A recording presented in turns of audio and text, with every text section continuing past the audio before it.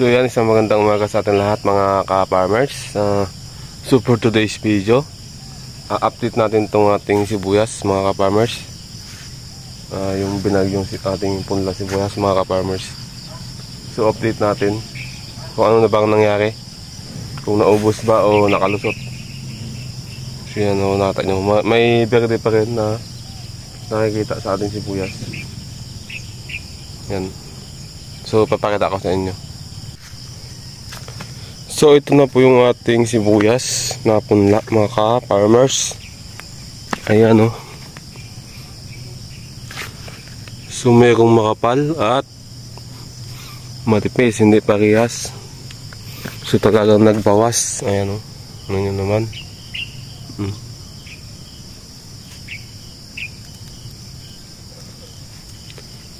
So dati ay tudong kapal nito. Ngayon ay manipis na.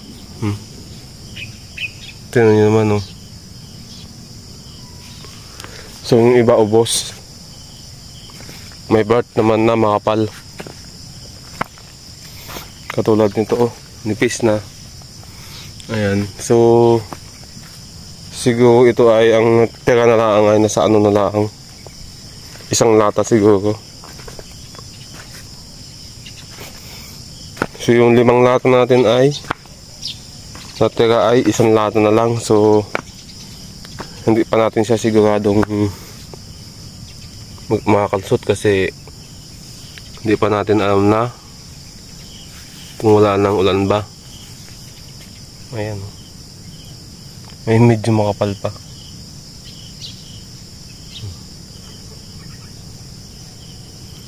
Dito lang makapal yan, pero doon sa may bandang dulo na yon ay manipis na yon.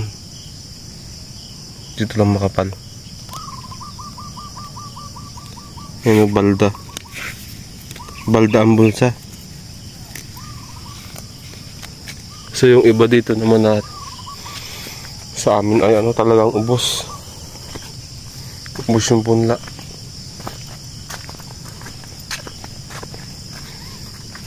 Ayan. Ayan, medyo makapal-kapal pa rin. Hindi lahat na ubos. So ito guys, nung ano ay ano, nung 2 linggo siyang umulan. Siyempre nakaluna, naka-screen. Makapal pa yan. Mas makapal pa dito, dyan. Kung titignan, makapal pa yan dyan. Nung uminit na siya, doon sa simulang natuyo yung sibuyas. Unti-unting bumagsak yung mga sibuyas. Yan, ito ang nangyari. Ayan o, ubos. Kunti ang tira.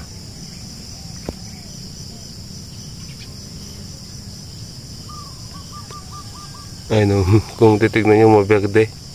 Pero kung titaanin yan ay manipis yan. Aray ko.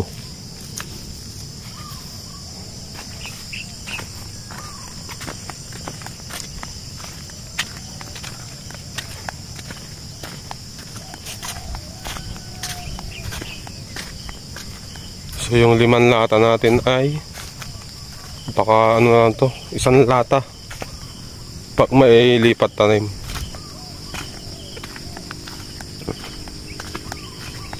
Ay no, dito sa part na dito ay ano, ubos, manipis oh.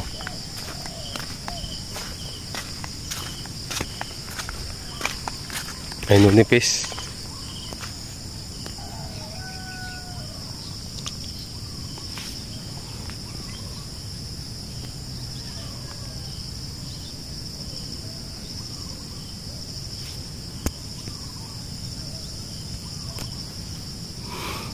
So yun lang mga ka-farmers, ang ating update sa ating punlang sibuyas.